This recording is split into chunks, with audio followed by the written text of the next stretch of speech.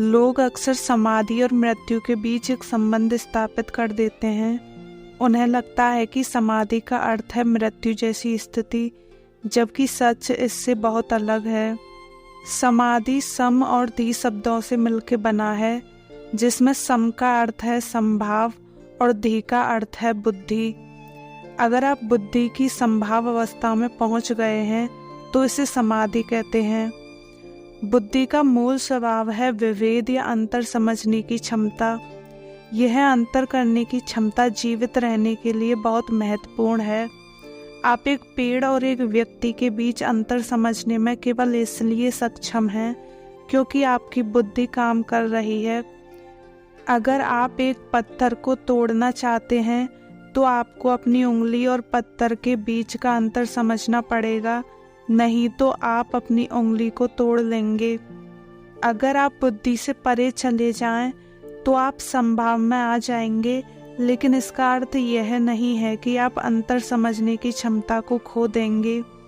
समाधि की अवस्था में आपकी विवेद क्षमता अपने स्थान पर ही रहती है, लेकिन साथ ही आप उससे परे भी चले जाते हैं।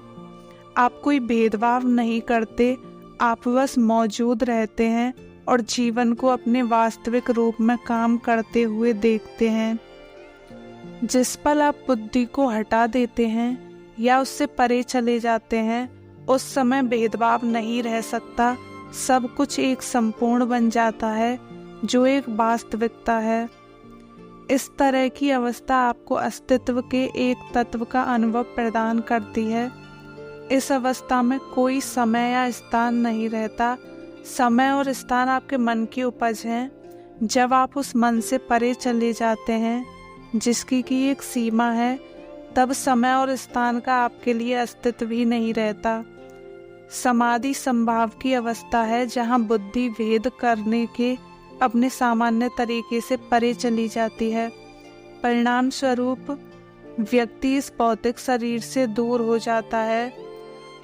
आप जो हैं उसके और आपके शरीर के बीच एक दूरी पैदा हो जाती है। मृत्यु का अर्थ है कि भौतिक शरीर को पूरी तरह गंवा दिया जाए, जब भौतिक शरीर के साथ कोई संपर्क नहीं रहता। समाधि का अर्थ है कि भौतिक शरीर कायम है, लेकिन उसके साथ संपर्क बहुत कम क्षीण हो गया है। इसे समझने के लिए लोगों ने समाधियों को 8 अलग प्रकार या स्तरों में विभाजित किया है। इन 8 में से उन्हें मोटे तौर पर सविकल्प और निर्विकल्प समाधियों में बांटा गया है। सविकल्प समाधियां गुणों या लक्षणों से युक्त हैं। वे बहुत सुखद, आनंदमय और भाव विभोर करने वाली हैं।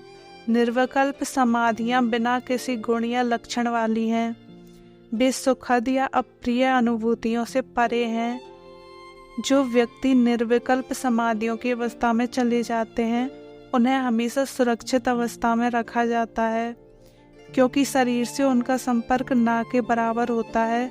छोटा सा व्यवधान जैसे कोई आवाज़ या सुई का चुभना भी उन्हें उनके शरीर से अलग कर सकता है। स्वयं के और शरीर के एक दृढ़ अंतर स्थापित करने के लिए इन अवस्थाओं को कुछ समय तक कायम रखा जाता है।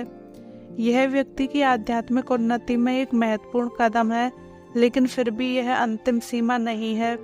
कभी कभी योगी कुछ समय के लिए समाधि की गहरी अवस्था में चले जाते हैं, क्योंकि वे अपने भीतर कुछ स्थितियों को टालना चाहते हैं और अपने कर्मों को समाप्त करने के लिए कुछ और समय चाहते हैं।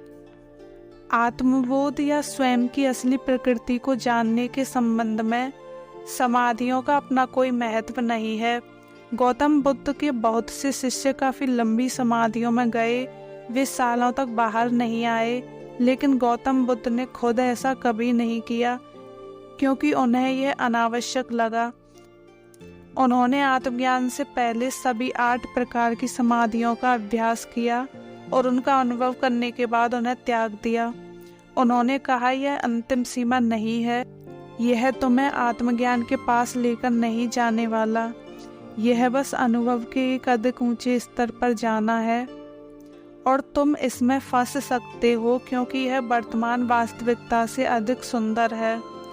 अगर आपका लक्ष्य निर्धारित है अगर आपने जीवन में आत्मज्ञान को सर्वोच्च प्राथमिकता दी है, तब बाकी हर चीज़ जो आपको एक कदम भी उसके निकट नहीं ले जाती अर्थहीन ही है।